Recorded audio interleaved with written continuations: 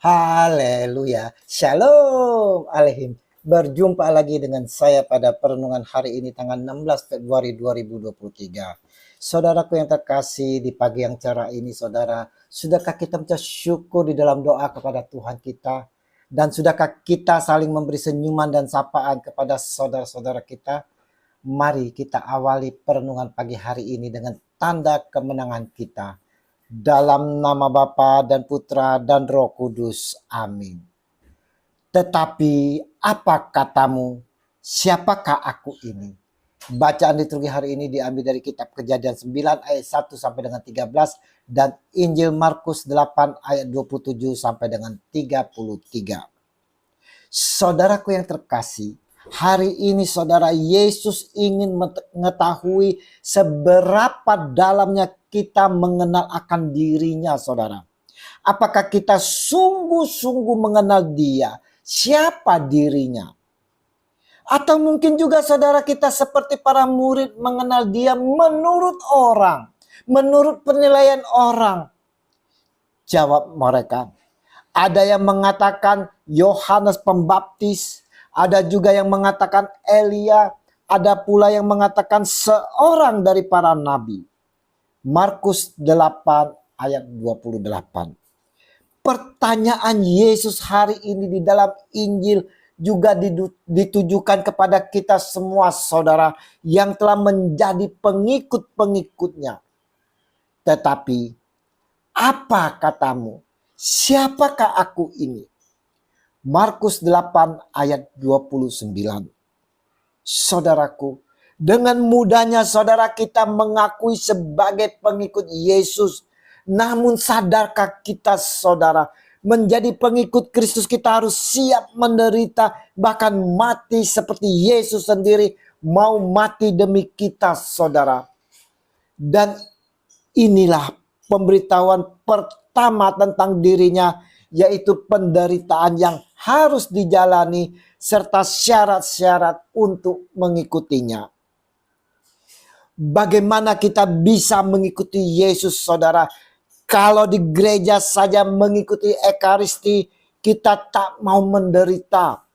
Untuk mendengarkan homili pastor saja, kita tidur, kita malas, kita asik dengan gadget kita saudara.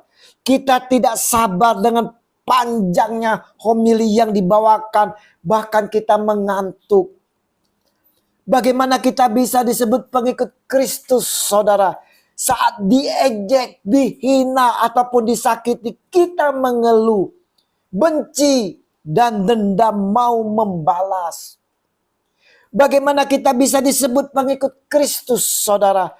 Kalau badai menerpa kehidupan kita, ekonomi yang carut marut, pasangan yang menjengkelkan, anak-anak yang nakal, atau mungkin kita mengidap sakit penyakit yang tak kunjung sembuh. Kita tak tahan saudara menerima semuanya ini. Muka kita cembetut, bersungut-sungut dan marah kepada Tuhan Allah. Kita mulai cari solusi sendiri menurut dunia. Pantaskah kita menyebut diri kita ini pengikut Kristus saudara? Karena pengenalan dan pemahaman kita kepada Tuhan Yesus selalu berfokus pada berkat dan mukjizat. Kita mengenal Yesus menurut orang, kata orang. Tapi kita tidak mau masuk di dalam hati kita. Tuhan Yesus mau pengenalan diri akan dia saudara. Siapa Yesus menurut Anda, menurut saya dan saudara. Tetapi apa katamu? Siapakah aku ini? Tentunya saudaraku yang terkasih, kita dapat mengenal secara pribadi siapa Yesus kalau kita sungguh-sungguh dekat dengannya. Adanya hubungan yang intim selalu menyatu dan mengikat, maka kita akan mengenal secara pribadi siapa Yesus itu. Kita sering seperti Petrus yang tahu siapa Yesus. Engkau adalah Mesias. Markus 8 ayat 29. Namun saudara, apa yang diketahui dan dikenalnya ini bukan dari ikatan hati yang mendalam.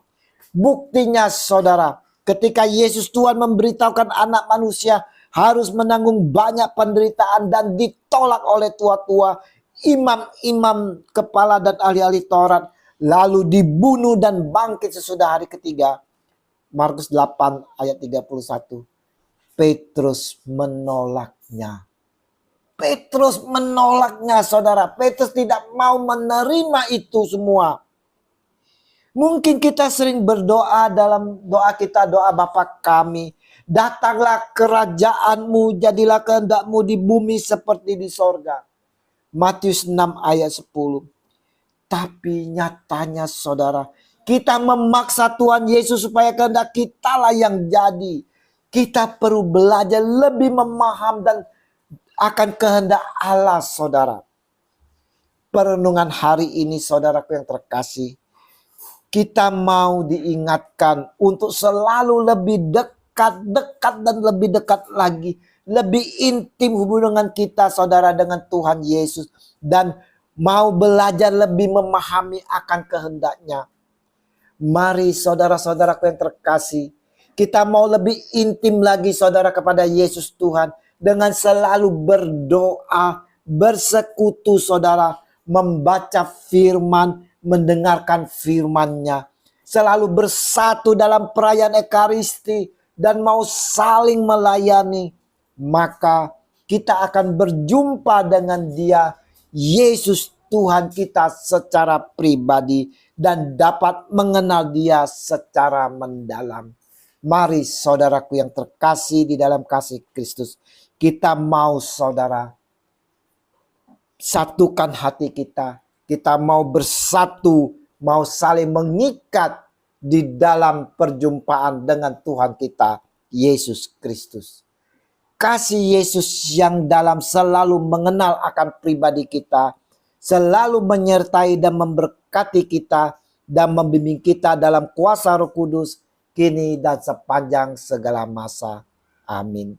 Dalam nama Bapa dan Putra dan Roh Kudus. Amin. Shalom aleihim.